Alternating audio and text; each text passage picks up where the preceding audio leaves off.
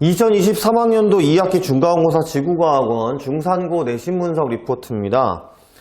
이번 중산고는요, 해수의 성질부터 별의 물리량까지 시험을 봤고요. 범위가 조금 넓은 편이었어요, 타 학교에 비해서. 보통은 이제 해수의 성질은 1학기 기말고사 부분에 시험을 많이 보고, 그 뒤에 있는 해수의 순환부터 별의 물리량까지 보통 보거든요.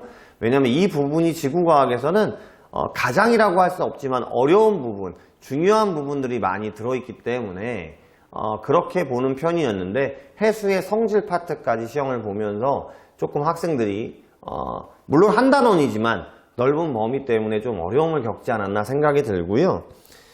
객관식 25문항이 출제됐다라고 해서 뭐 보통이지 않을까라고 생각할 수 있는데, 이번 중산고의 특징은요, 전체적으로 자료 해석이 좀 까다로웠어요. 그 다음에 잘 나오지 않는 용어들, 즉 총평으로 말씀드리자면 좀 어렵게 내려고, 새롭게 내려고 노력하지 않았나. 그래서 학생들이 전체적으로 자세하게 공부를 해야 되는. 왜냐면 이 별의 물리량 파트 빼고 나머지 부분들은 계산이 없어요. 자료를 해석해야 되는 문제들이거든요. 이 자료 해석이라는 게 어떤 느낌이라고 생각하시면 좋겠냐면요. 학원이나 학교에서 설명을 할 때는 보통 이렇게 칠판에 평면으로 설명을 하잖아요. 근데 지구는 구예요. 입체. 그러니까 북극 상공에서 위에서 쳐다봤을 때와 남극 상공에서 밑에서 쳐다봤을 때는 또 좌우가 다르고요.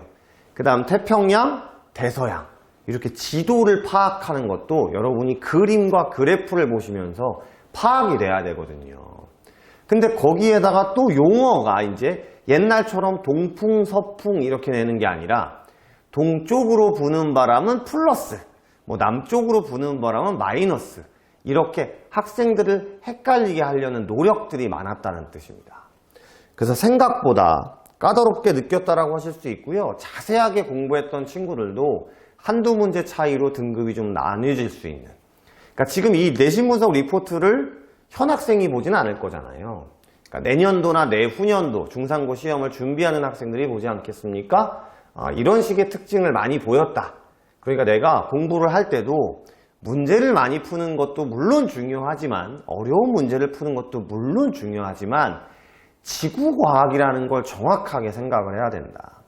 즉 교과서나 그림의 평면으로 나와 있는 것에 대해서 내가 이걸 입체적으로 볼 수 있는, 요즘 그런 문제들도 많이 있거든요.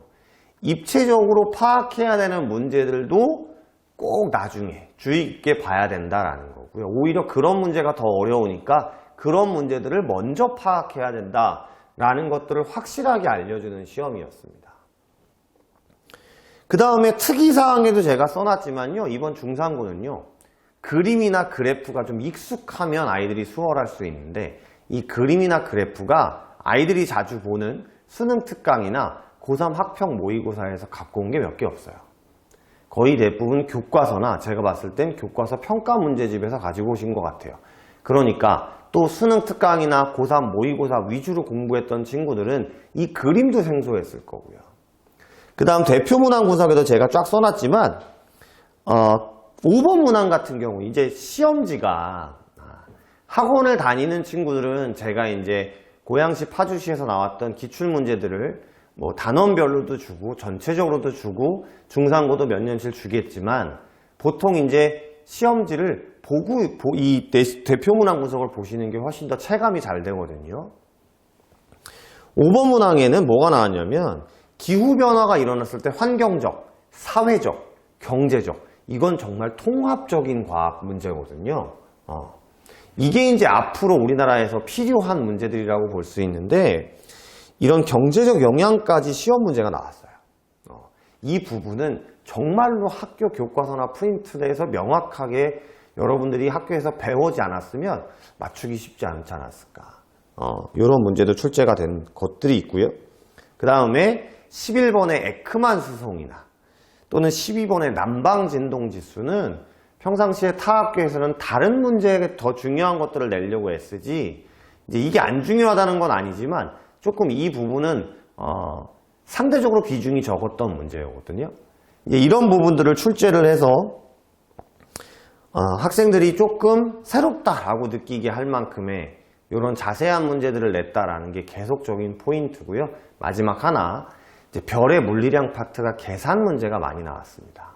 이 별의 물리량 부분은 우리 학생들이 초등학교, 중학교 때 배우지 않았던 별의 광도라든지 그 다음에 HR도, 주계열성, 적색거성, 초거성, 백색외성, 이거는 통합과학 때도 이름은 들어봤겠지만 얘네들의 표면 온도나 반지름, 특징들에 대해서 계산하는 것들은 또 안 배웠었거든요. 그런 부분들이 뒷부분에 있다 보니까 좀 지쳐가죠, 뒤에 갈수록. 근데 그 계산 문제들이 좀 많이 나왔기 때문에 앞으로 이 리포트를 보고 준비하는 친구들은 그 뒷부분에 있는 부분도 계산이 어려운 부분들이 많이 나오니까 끝까지 집중을 잃지 않고 공부를 해야 되겠구나 라고 확실히 알 수 있게 하는 그런 시험이었다고 볼 수 있습니다.